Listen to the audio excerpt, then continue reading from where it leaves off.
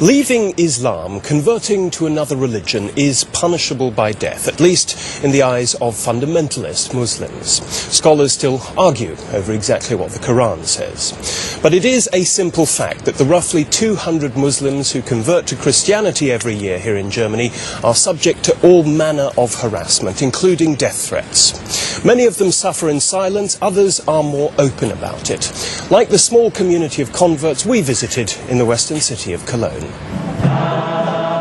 Some members of this congregation are risking a lot to attend this service. A number of former Muslims belong to Cologne's only Turkish Christian community, and they fought hard for the right to be here. More than 40 families have joined Pastor of Çorlu's parish over the last 15 years. They're well aware that many Muslims have a hard time accepting the fact that there are converts from Islam to Christianity. Converts come under a lot of pressure from the Muslim community. Özgür originally came from eastern Turkey. His parents threatened to kill him when he renounced Islam in favor of Christianity. My father always said he would kill me. My mother would cry, and we would argue incessantly. We have been Muslims for generations, he would say. How could you become a Christian? It's unacceptable. If I told people in Turkey that I'm now a Christian, then even my family would be ostracized. I'm very aware of this. I don't know what would happen. I've never been back since I converted.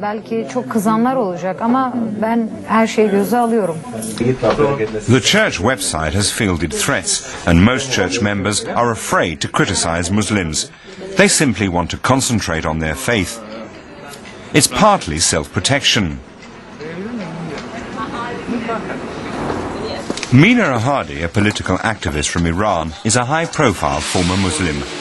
A year ago, she went public about the right to not belong to any religion. She regularly meets with other ex-Muslims in Cologne. Afraid of attacks, the group gathers in a different place every week.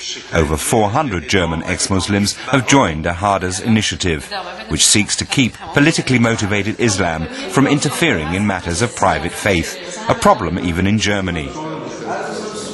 For weeks, she needed police protection after receiving death threats from religious fundamentalists.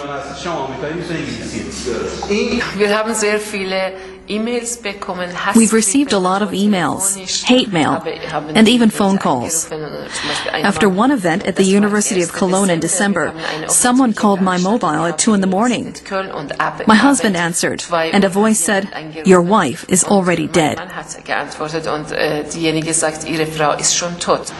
Muslim groups in Germany don't feel responsible. They say they respect the German constitution and basic rights, and that the Quran allows people to change faith. They deny any knowledge of fundamentalists intimidating converts to Christianity.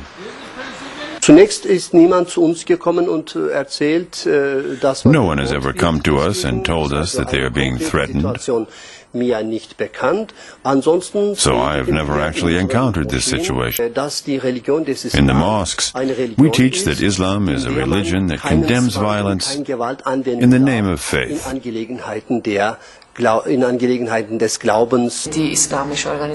Muslim organizations are to blame because there is so much propaganda against infidels in the mosques. They believe that you cannot leave the Islamic faith, and that if you're once a Muslim, you're always a Muslim. So what we have done is a sin.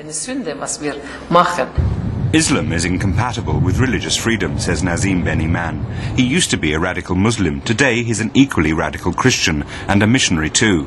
He thinks the German government is making a mistake by seeking dialogue. Those involved need to have their say about how it feels to be persecuted by the Muslim community. People only ever want to talk about integration and whether it's working and so on.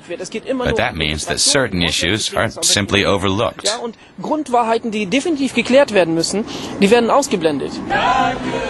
Today, members of the Turkish Christian community are distributing Bibles in neighborhoods of Cologne where there's a high percentage of Muslim immigrants.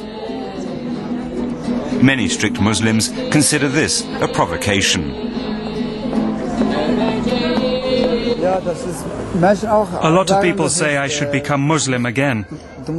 Young people even say to me, "If you once were Muslim, and I kill you now, then I would go straight to paradise." Church leaders in Germany consider proselytizing to Muslims a controversial act that tends to provoke conflicts. Pastor Avciolu has a low opinion of the politics. He sees his mission as a response to the oppression of people of different faiths in Muslim countries. We would never be able to do in Turkey what we do here. Our brothers and sisters in Turkey cannot. But in Germany, we have the opportunity to spread the word.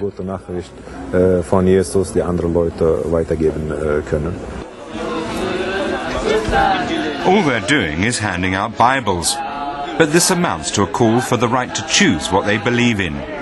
A call they hope the Muslim community in Germany will soon start to heed.